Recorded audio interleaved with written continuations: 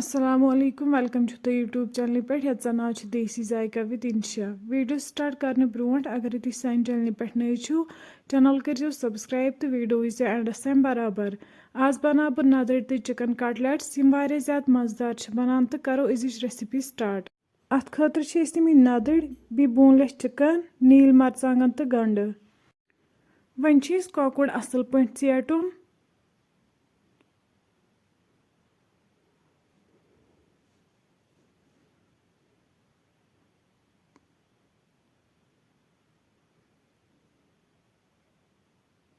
तुम हेकि वुचित कॉकुड़ चूट असल पे वन त्रो अत मज नदर तो यम तेटोक असल पे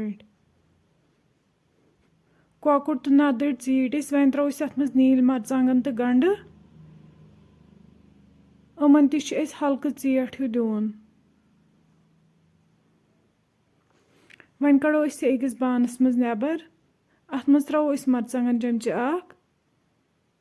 लेद्र चमचे वन त्रो ये नून तुम हेकि पन्ने हिसाब त्रित यूत तुम खेवन छो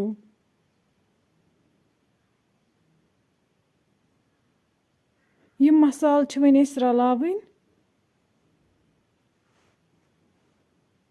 मसाल रल त्रो वन ठूल अत मज ठूल ते रलावन वन असल पे अत सत यह बिल्कुल तैयार वन बनावो अत कबाब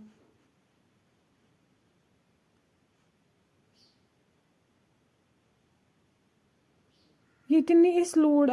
थो यह अथ पे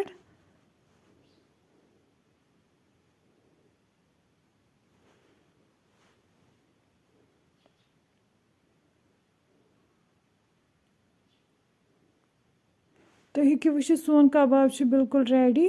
वन गैसस पे थवन तो बुजुन तुम ध्यान थवन गैसस लो फ्लेम थवन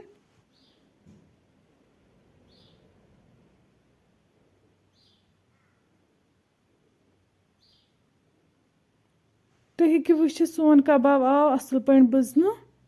इथे पे बनावोक बाकी कबाब तम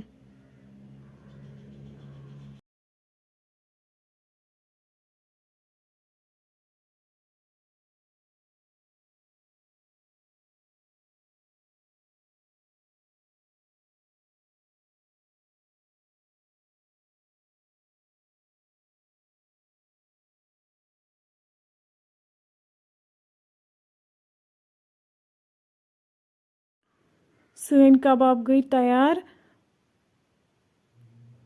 वन थो गैसस पे कड़ाई अत मज त्रो तेल तेल गर्म गसित अत मज कबाब फ्राई करें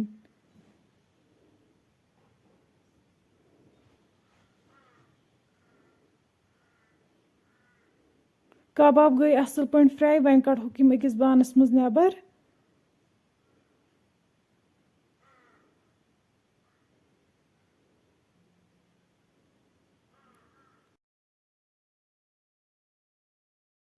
फ्रेंड्स सन चिकन तो नदर कबाब बिल्कुल तैयार अगर तुम सन रेसिपी पसंद आमज चैनल करो सब्सक्राइब तो बे दीजो पन फीडबैक अल्लाह हाफिज़।